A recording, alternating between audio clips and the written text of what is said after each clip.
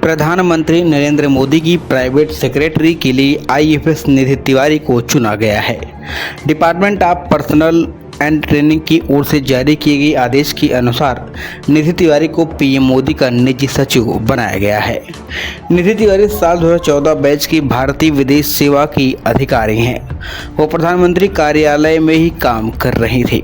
निधि Tiwari PMO में deputy secretary के पद पर तैनात थी।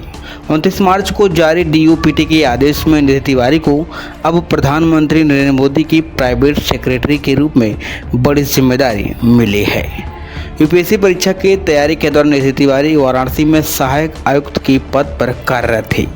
उन्होंने सिविल सेवा परीक्षा में 96वीं रैंक हासिल की थी और उत्तर प्रदेश की वाराणसी के महमूरगंज की रहने वाली हैं। आईएफएस निधि तिवारी ने विदेश मंत्रालय में निरस्त्रीकरण और अंतर्राष्ट्रीय सुरक्षा मामलों के प्रभाग में भी काम किया है। विदेश मंत्रालय का यह प्रभाग राष्ट्रीय सुरक्षा सलाहकार अजीत डोभाल को रिपोर्ट करता है। आपको बता दें कि निधि तिवारी का जन्म उत्तर प्रदेश की वाराणसी जिले के महमूरगंज इलाके में हुआ था। उन्होंने साल 2013 की सिविल सर्विस परीक्षा में 96वीं रैंक हासिल की थी। इसके बाद उन्होंने अपनी तैयारियों के दौरान वाराणसी में असिस्टेंट कमिश्नर के रूप में कार्य किया। उनकी उत्कृष्ट कार्य अनुभव और प्रशासनिक क्षमताओं के कारण उन्हें पीएमओ में उप सचिव के रूप में नियुक्त किया गया था। पीएमओ में अपनी सेवा के दौरान उन्होंने कई महत्वपूर्ण कार्यों को सफलतापूर्वक निपटाया, जिसके चलते उन्हें प्रधानमंत्री मोदी की पर्सनल सेक्रेटरी की जिम्मेदारी सौंपी गई है।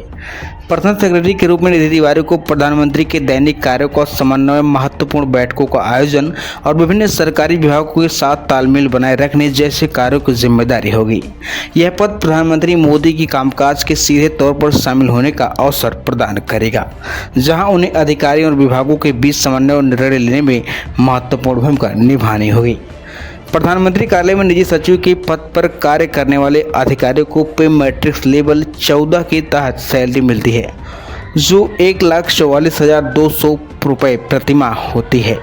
इसके अतिरिक्त अधिकारियों को महंगाई भत्ता, आवास भत्ता, यात्रा भत्ता और अन्य भत्ते भी दिए जाते हैं। इसके अलावा उन्हें एक सरकारी गाड़ी, प्रधानमंत्री आवास के पास सरकारी घर, चौकीदार, सुरक्षाकर्मी और अन्य सुविधाएं भी प्राप्त होती हैं। दोस्तों, जानकारी आपको कैसी लगी कमेंट कर ज़रूर बताएं। और दोस्तों, आप हमारे चैनल पर नए हैं तो हमारे चैनल को लाइक, शेयर और सब्सक्राइब ज़रूर करें। धन्यवाद।